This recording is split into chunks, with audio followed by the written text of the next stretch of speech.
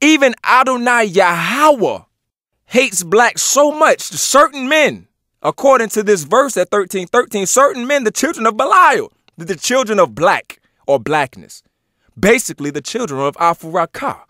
See, it says that they should be smited with a sword. Not only should they be smited with a sword, they should be stoned. They should be burned. All the things that they own should be burned. Everything in their city should be burned. And this is what the demand from Adonai Yahweh is toward anybody that is of Belial, certain men. See, that should speak for itself. If you don't believe that stands for black, if you don't know that the Belialian man is black, then go ahead, as I always say, and do your research. Another example, to me, which is one of the most profound examples of what I speak of in this book, even more profound than the curses of Cum and the sons of Noach. We are going to go to a chapter. Now, I can't speak for everybody. I have not been to every Christian church in the United States of America. I have not been to one. I haven't even been to one in a while, actually, which is fine by me. But not one single church that I have ever been to in my entire life have I ever heard a preacher or minister reference the book of Nakawam, or as it said, Nahum. And I always wondered, when I ran it by accident. Then I found out why Nakawam is never mentioned in any Christian church, especially the black Christian churches. Might be in the white Christian churches, but I really don't know. Never been to one. But I will give you the reason why. So from Deuteronomy 13, turn your books to Nakawam or Nahum, and we're going to go to this book and we're going to figure out why. Now, I'm going to try to present this the best that I can in a confined time space because, of course, I don't want to spend up all your time. I'd rather have discussion. However, I also would rather have education because the most important thing for me is the awakening of our people. And it's amazing because, again, I teach this book to teach my people out of this book. Because when you know the reality of this book, I don't see how you could possibly teach this because it's not for you. It actually hates you. What is the first line of Nakawam? The burden of Nineveh. Now, I know what the definitions of all of the what people say Nineveh is and what it's supposed to represent. But the reason why I just say Afurakah is because of the evidence I'm going to present. But I can even take a stab to say Nineveh stands for the 9 Pasajat, which are the 9 original family of Nacharu and Cum, or the 9, as you call, Necharu in Egypt. It says at number 2, God is jealous. Remember now, God is not supposed to have any type of human emotion. It's supposed to be above all that. But this is important. God is jealous and the Lord revengeth. The Lord, Adonai, revengeth and is furious. Dang, that's another human emotion. That's even worse than being jealous.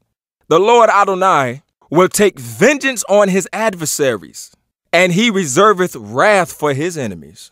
Wow, so this is really terrible here. Whomever is the adversary of Adonai Yahweh, they're going to get some kind of evil, devilish, excruciating pain from punishment, the way that Adonai Yahweh is seeking this revenge. So let's find out who the enemies are. We'll go to chapter 2, verse 8. It says, but Nineveh is of old, like a pool of water, yet they shall flee away. Stand, stand, shall they cry, but none shall look back. So this is somebody being chased and somebody being attacked. Then it says, take ye the spoil of silver, take the spoil of gold, if there is none end of the store and glory out of the pleasant furniture, she is empty and void and waste, and the heart melteth, and the knees smite together, and much pain is in all loins, and the faces of them all gather blackness. Whoo! First off, what that tells me is, when it says, and the faces of them all gather blackness, I don't even think that needs explanation. So wherever the faces gathered blackness had lions. You put the 2 and 2 together and get your own for yourself. So then at 3:1, it says, woe to the bloody city. Told you. Terrible punishment. Yahweh promised it.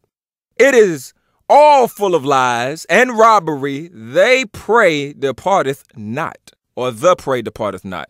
So now that these people are considered prey, which means that they are hunted.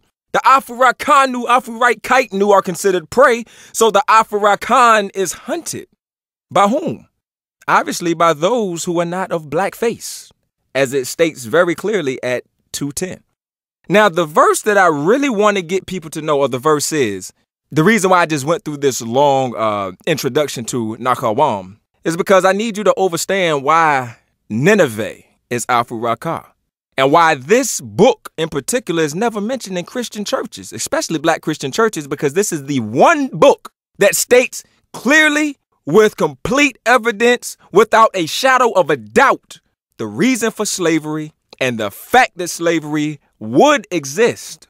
It says at 3:7, and it shall come to pass that all that look upon thee shall flee from thee, and say, Nineveh is laid waste. Who will bemoan her? Whence shall I seek comforters for thee? So at 8, it says, art thou better than Populus? No. That was situate among the rivers that had the waters round about it, whose rampart was the sea, and her wall was from the sea. Now let's talk about this right here. No, that was situate among the rivers. Which river shall we be talking about here? Could it be the Nile? Could it be Hapi?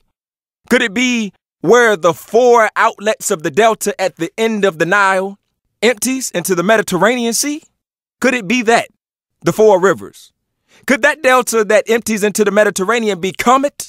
Could that be the land of the black people? Comet too. So let's find out why this is so important. At Nahum 3:9 is where I want everybody's ears to perk up and that one eye in your mind to please open. It says, Ethiopia and Egypt were her strengths. So obviously whoever Nineveh is has to contain Ethiopia and Egypt. Evidence that Nineveh is Afurakah. So it says Ethiopia and Egypt were her strength, and it was infinite. So obviously, even they recognized that the strength of Afurakah was infinite. Even they recognized that. But what should they do about this infinite strength? At 10, it says, yet was she carried away. She went into captivity. Her young children also were dashed in pieces at the top of all the streets. And they cast lots for her honorable men, and all her great men were bound in chains. I will read that again, because if you can justify why my people should be teaching that this Lord Yahweh or this Bible is for them, according to this verse in Nakawam, I need you to clarify for me how anybody can think that this book is for us. Ethiopia and Egypt were her strengths. That's us. And it was infinite. Yet she was carried away. She went into captivity. That sounds like slavery. Her young children also were dashed in pieces at the top of all the streets. Her young children stands for all of the countries within her and all the people that were of hers. And all her great men were bound in chains. Does that not sound like slavery here of the Afurakanu, Afurakaitnut? Bound in chains, captivity? Tell me please that means something else if you take this book literally. See, I know this book wasn't intended to be literal, but the bad part about it is the literalness of this book has been used to enslave the Afurakanu, Afurakaitnut that we now call the 3/5 black Americans today. So please, and I beg anyone, challenge me on this one, because this is why I have a direct direction toward this verse and passage.